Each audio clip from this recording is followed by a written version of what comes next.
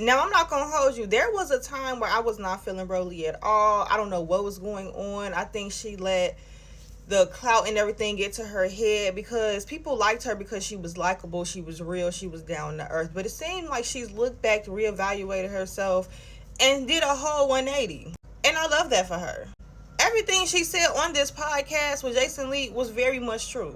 She was actually the real CEO of these past actual 2 seasons. Now, Rollie has made her way up in the Zeus Network world, and she has brought herself back down to reality and became more likable. And now she's really trying to get to know like the new people that come in. She's trying to put them on game. She's not trying to put them as if they're beneath her like Natalie. So I'm liking this. And I do feel like Rollie was doing Natalie's job. Natalie, you were big on Bad Girls Club. To me, this is a whole different franchise, and you should treat it as such. The girls on Baddies do not respect you because they all see that you're scared of them. And not only that, we've watched you on Bad Girls Club where you was a valley girl. You didn't even like ghetto stuff. In fact, you talked down on ghetto stuff. And now all of a sudden you're this hard girl. Absolutely not. Then you get beat up by Anna. Let's start there. And when it comes to beef, you never really want to handle your own beef. You try to use like different minions to do your work. That's why Pretty P was like, I'm not no send off. You're not about to send me off. That don't make sense for me. So why would I jump on Diamond? Moral of the story, Natalie don't stand on nothing for real. So there's nothing to respect there. Now, Baddies Gone Wild is a little different. If Natalie would have told them girls to jump on Diamond, I think all of them would have did because they're new to the game. They're trying to make their name up and they're just gullible. They're going to do anything to try to make it to what they think is the top.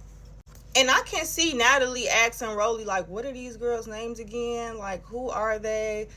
You should have did your homework. And that's how you know Rollie is telling the truth when she said she really didn't cast them, because if you would have cast them, you would have cast them for a reason, because you like their personality, you like what they bring. That means you really know them. If you didn't cast them and you just hop on the show, it's like, okay, who is that? Who is that? Who is that? And that's exactly how she was moving.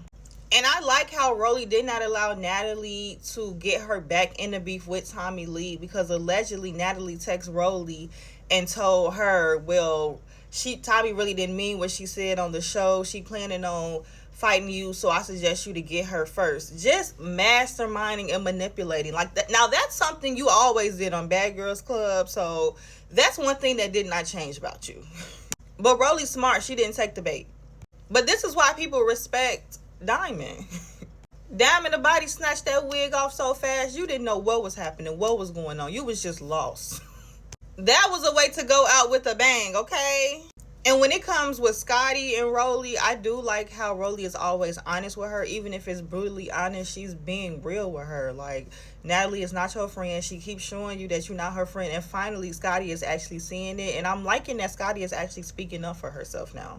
And to me, Natalie is intimidated by Scotty having a voice now, while Rollie is like, girl, finally. That's the difference between the two. What y'all think about this interview? Make sure y'all follow your girl, Dark Skin Queen 2.0. See y'all there.